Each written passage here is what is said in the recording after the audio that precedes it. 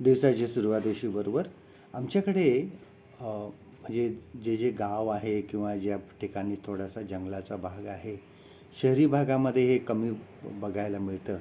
परंतु गावाच्या भागामध्ये जेव्हा पाऊस पडतो त्यावेळेस बेडकं बाहेर येतात आणि बेडकं खूप जोरजोरात ओरडत असतात आणि आपल्याला सगळीकडे ते बेडकं उडताना दिसतात.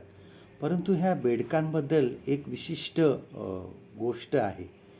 ती ही आहे की त्यांचे डोळे जे आहे हे खूप एक वेगळेपण आहे त्याच्यामध्ये.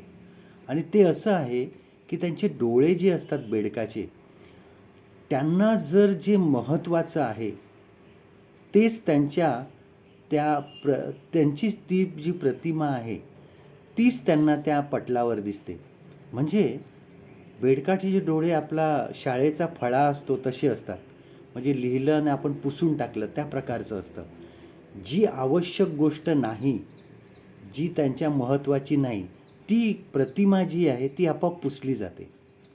आणि जे महत्त्वाचं आहे, जी गोष्ट त्यांच्यासाठी कदाचित धोकादायक आहे, तीच त्यांना दिसते डोळ्याला.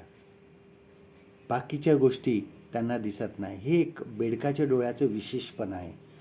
ह्यांच्यावरून आपण जर विचार केला तर आपलं बरंच आध्यात्मिक जीवनसुद्धा असंच आहे.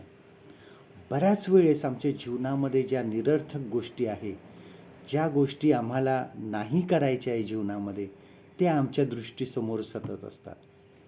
त्या सतत आम्ही घेऊन फिरत असतो आणि त्या सतत आमच्या दृष्टीमध्ये असतात आणि त्यामुळे त्या गोष्टी आमच्या मनामध्ये घर करून राहतात. आमच्या दृष्टीसमोर त्या सतत येत असतात आणि त्यांना घेऊनच आम्ही आमच्या जीवनामध्ये चालतो. त्या गोष्टी निरर्थक असतात. बघा, स्तोत्रसंहिता 119 मध्ये स्तोत्रकर्ता काय म्हणतो, साम 119, त्यामध्ये स्तोत्रकर्ता असं म्हणतो की निरर्थक गोष्टी आहेत माझ्या दृष्टीपुढून काढून टाकतो. परमेश्वराला तो विनंती करतो, ज्या निरर्थक गोष्टी आहेत त्या माझ्या दृष्टीपुढून तू काढून टाक.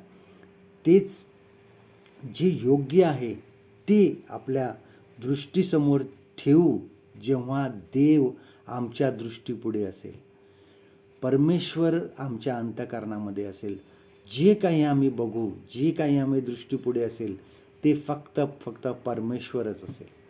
परमेश्वराच्या गोष्टी असतील, परमेश्वराच्या आज्ञा असतील, परमेश्वराचे वचन असेल आणि तेच आमच्या दृष्टीने योग्य असं असणार आहे. आमच्या पापामुळे बरेच वेळेस काय होतं की आमची दृष्टी जी आहे ही चांगल्या गोष्टींपासून आमची दूर गेलेली असते. देवाच्या गोष्टी आमच्या दृष्टीपुढे पडत नाही, देवाचं वचन आमच्या दृष्टीस पडत नाही. तसं असेल तर ख्रिस्ताच्या मदतीने ह्या आमच्या दृष्टीपुढून आम्हाला पुसून टाकायच्या आहेत, काढून टाकायच्या आहेत.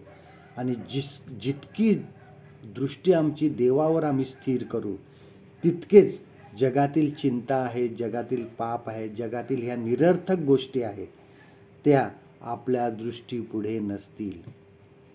आजचं देवाचं वचन आपल्यासाठी हे आहे, स्तोत्रसहिता 119 आणि 37 वचन, साम 119 and verse 37. निरर्थक गोष्टीपासून माझी दृष्टी फिरव, तुझ्या मार्गात मला उत्तेजित कर. परमेश्वर करो आजचा दिवस तुमचा आशीर्वादित करो.